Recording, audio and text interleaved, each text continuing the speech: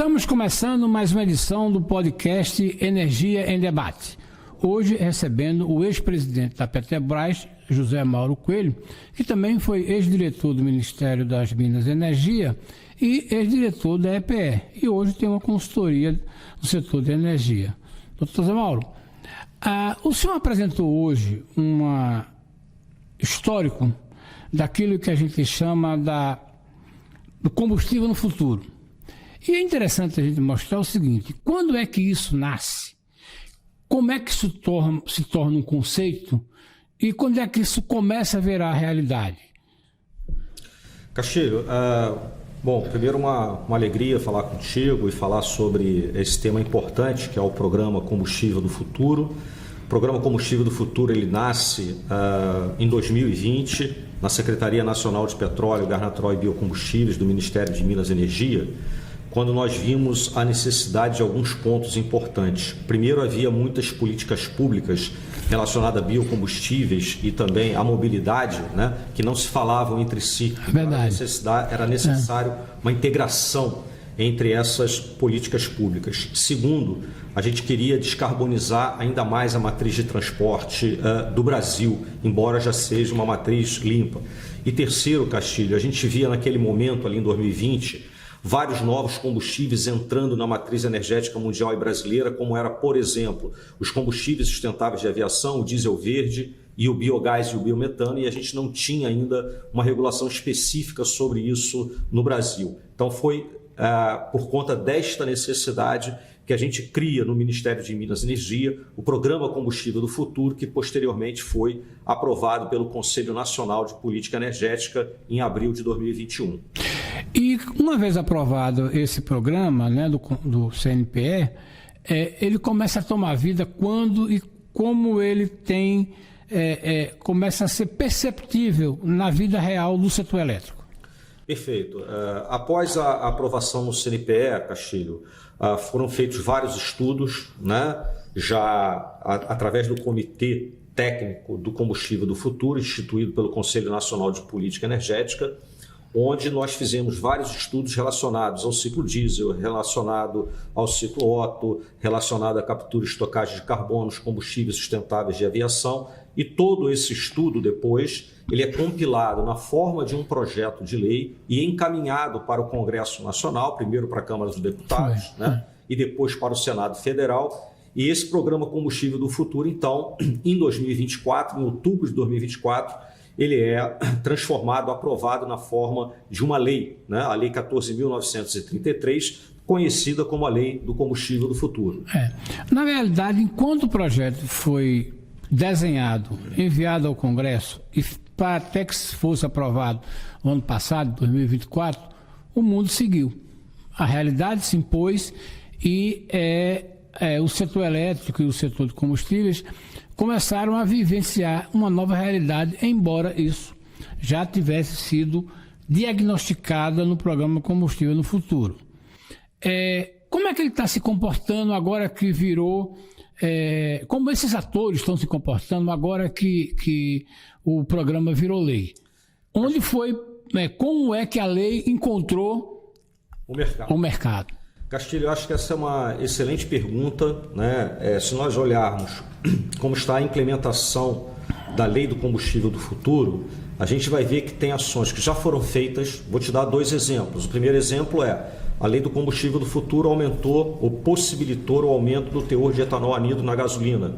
Isso nós já tivemos o aumento agora, em 1º de agosto de 2025, o teor de etanol anido na gasolina, que era de 27%, passou para 30%.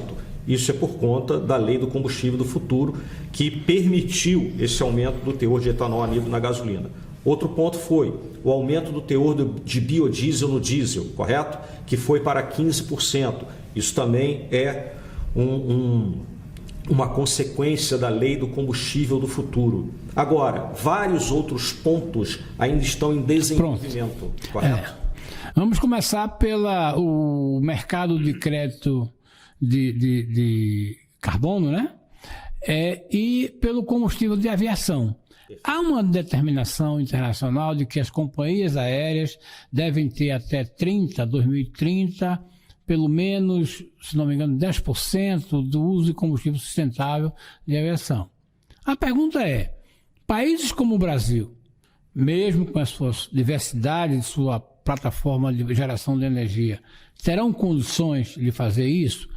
O mercado de créditos tem se comportado, minimamente ele está se organizando, ou ainda é um documento de papel que não virou realidade? Castilho, vamos lá. Em relação aos combustíveis sustentáveis de aviação, a aviação civil internacional, né, a ICAO, ela tem um programa de redução de emissões, correto? No setor da aviação civil, com metas obrigatórias a partir de 2027. Isso é para aviação, para voos internacionais. O Brasil seguiu a mesma lógica, até porque o Brasil é signatário desse acordo no âmbito da aviação civil, de descarbonização da aviação civil. E o programa criado pela Lei do Combustível do Futuro, que é o ProBio, que é a V, ele também traz metas obrigatórias de descarbonização no Brasil e aí na aviação doméstica, a partir também de 2027. Ou seja, a partir de 2027, as companhias aéreas, os operadores aéreos já passam a ter uma meta de descarbonização de 1% em relação às emissões que eles tiveram anteriormente. E isso vai aumentando até 10% em 2037. 37, aliás, eu falei 30. Créditos de carbono. Então... CCS, né? Aí é captura estocagem. Captura estocagem, né? Digo, captura estocagem. Só então, para finalizar, no caso do SAF. Do SAF, no caso do SAF, as companhias aéreas, para cumprir essa obrigação da meta de descarbonização, elas vão ter que consumir o combustível sustentável de aviação ou comprar crédito de carbono no mercado internacional. Eu acho que em relação à produção de combustível sustentável de aviação no Brasil, a Petrobras já tem aí no seu planejamento estratégico a construção de algumas plantas de SAF, que sem dúvida serão suficientes para abastecer o mercado doméstico. E eu vejo o Brasil com um grande potencial, não só de ter plantas de SAF para abastecer a demanda doméstica, mas também para exportação desse produto. No caso do combustível para a frota nacional, seja com caminhões, ônibus e o uso do biodiesel, mas existe também uma proposta de que o setor de transporte rodoviário no Brasil passe a adotar soluções previstas na lei. Isso é possível? Isso é viável? Qual é o cenário que você avalia, já que a lei está em vigor e que... Eu acho que aí, Castilho, a gente tem que separar em dois momentos, os veículos leves e os veículos pesados. Né? Acho que é importante isso.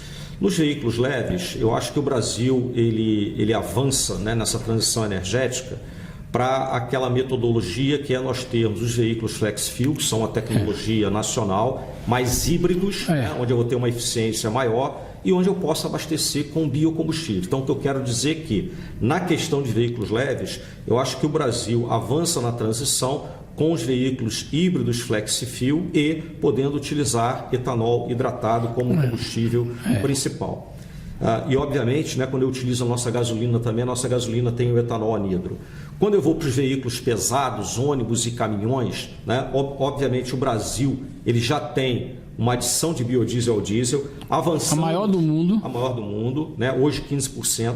Avançamos com a lei do combustível do futuro para ter também, além do biodiesel, ter também o diesel verde adicionado, né, ao biodiesel. E acho que um outro ponto importante na descarbonização dos veículos pesados é a entrada do gás natural e do biometano para poder mover esses veículos. Ou seja, veículo pesado, rodoviário tirar pesado. O diesel e colocar o gás natural ou o biometano. Né? A lei prevê isso, mas ela chega a prever incentivos, ela prevê linhas de crédito que possam caminhar nessa direção, ou é apenas um estímulo institucional e legal?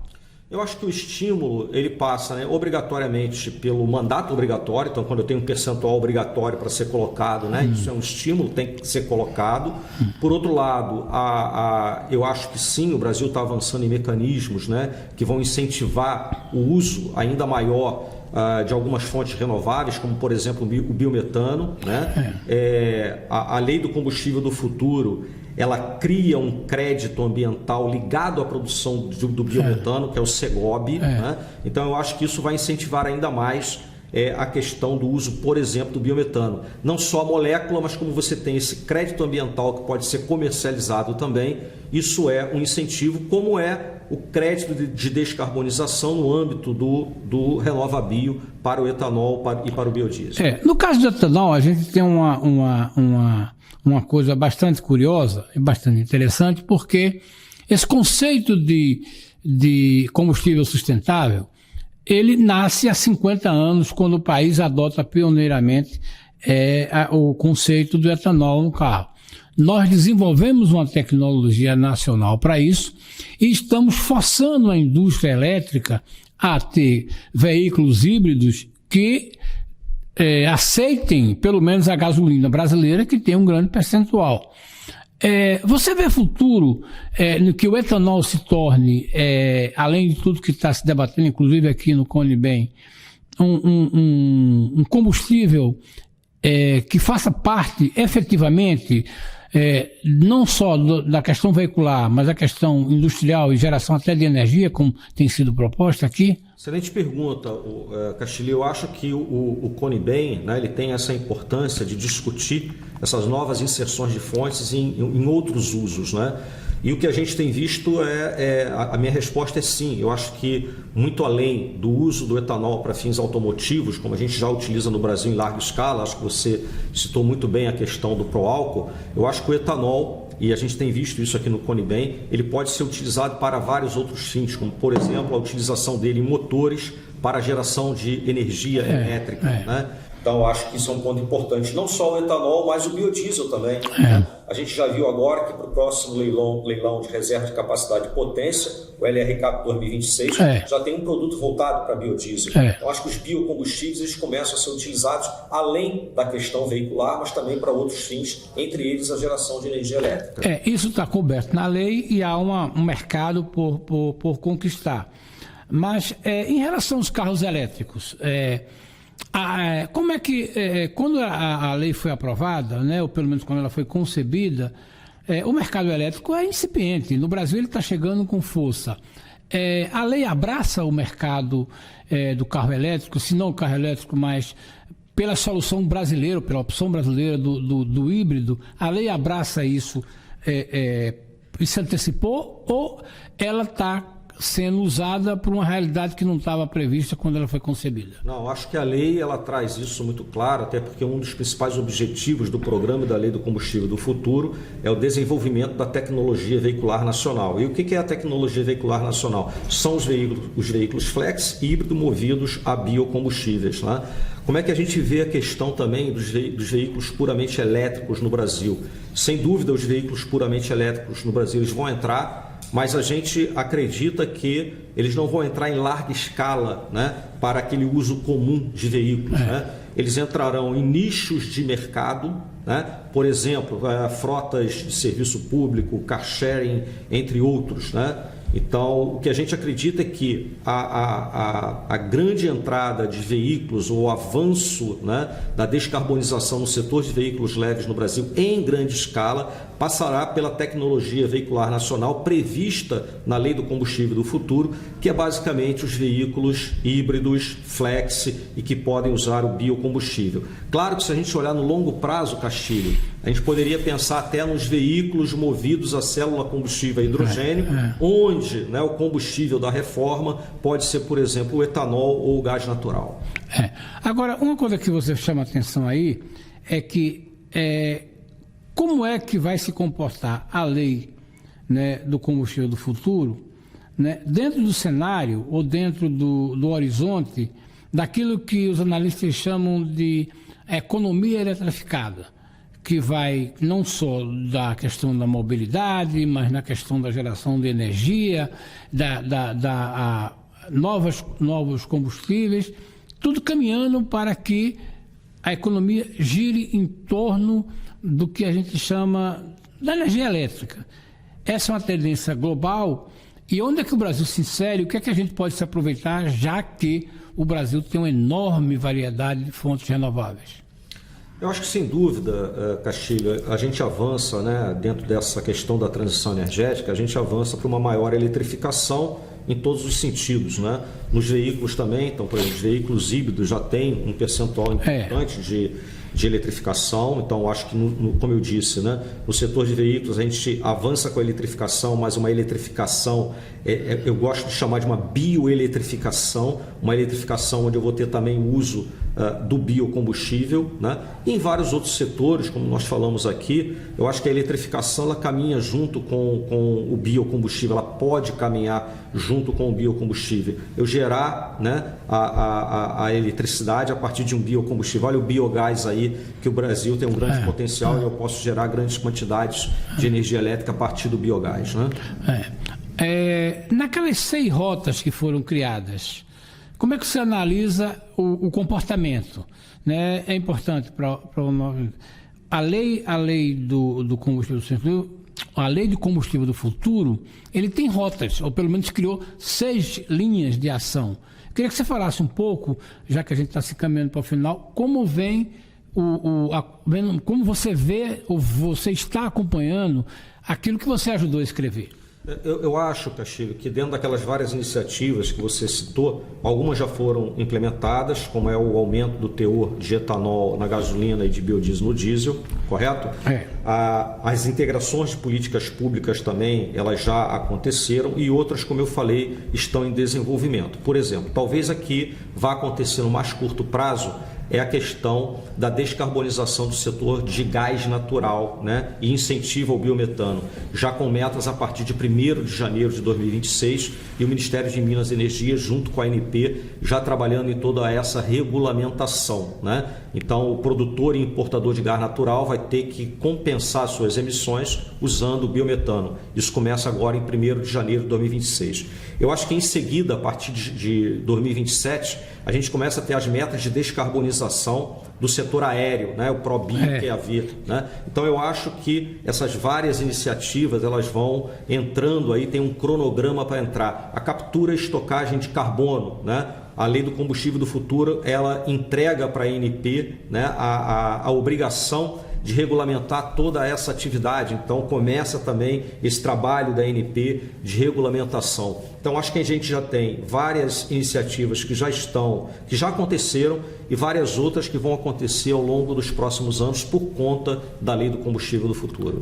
Uma pergunta, já que a gente está se encaminhando para o final, é no sentido de que como a Petrobras está se inserindo nisso, a partir do projeto do biodiesel verde, ou que eles chamam de biodiesel R, não é?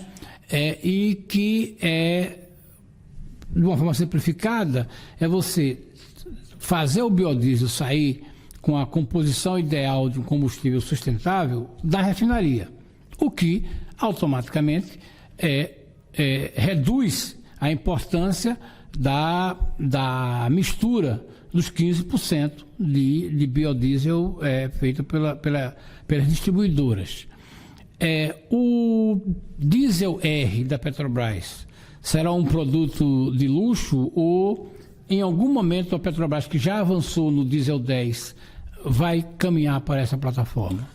Castilho, essa é uma importante pergunta sua, né? O diesel R, o diesel renovável. O pessoal às vezes chama também de diesel de coprocessamento. Né? Isso aí. É um diesel com uma parcela renovável que já sai do processo de refino. Pronto. Onde eu entro, né, com uma parcela de petróleo, uma parcela, por exemplo, de óleo vegetal, né, numa unidade de processo, e já sai lá um diesel com uma parcela renovável. Normalmente a Petrobras está trabalhando com o diesel R5, que é um diesel com uma parcela renovável de 5%. Né?